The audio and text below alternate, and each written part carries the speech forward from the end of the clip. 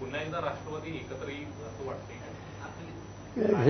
राष्ट्रवादीची चर्चा काही अजिबात झाली नाही.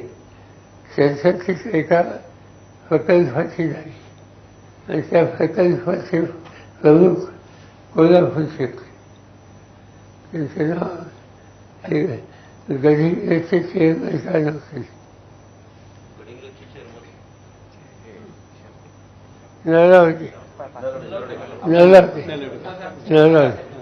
नरवडेंच्याकडे एक संस्थेचं अध्यक्षपद आहे.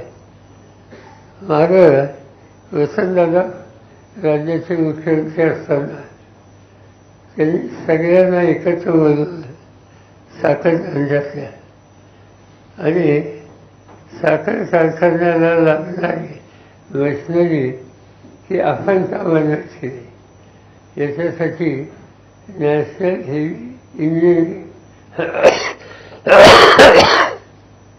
नावाची एक कंपनी काढली. त्याची सध्या हे मी नाव सांगितलं नरवडेचे अध्यक्ष आहेत.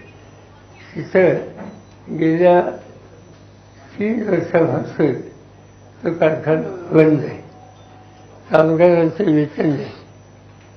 आणि त्याच्यासाठी मी काल अजित पवार त्याच्यानंतर हे नरवडे आणि तिथल्या युनियनचे पदाधिकारी यांना एकत्र बोलवलं आणि त्यांना सुचवलं की तिथं जमीन ओळखी आहे, ती जमीन आवश्यकता नसलेली आहे, त्यातली काही जमीन विकली तर त्याच्यातून कामगारांचे देणं मागेल आणि हा कारखाना चालू करून पुन्हा चालू होऊ शकतो.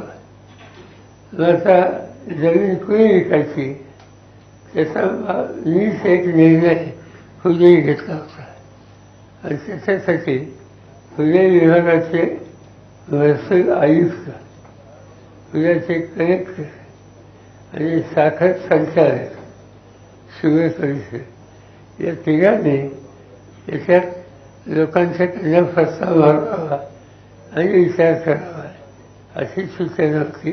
आणि त्याची बैठक काल मी अजित पवार नरवडे आणि कारखान्याचे बाकीचे पदाधिकारी कामगारांनी अशी ती बैठक झाली. त्यामुळे दुसरं काही त्याच्यात नसतं. पण साहेब त्याच कार्यक्रमामध्ये एका बाजूला तुमच्या अजितदादांची बंद दाराची झाली तर दुसऱ्या बाजूला स्टेजवरची खुर्ची तुमच्या बाजूला अजितदादांची लावण्यात आलेली होती, ती अजितदादांनीच बदलायला लावली.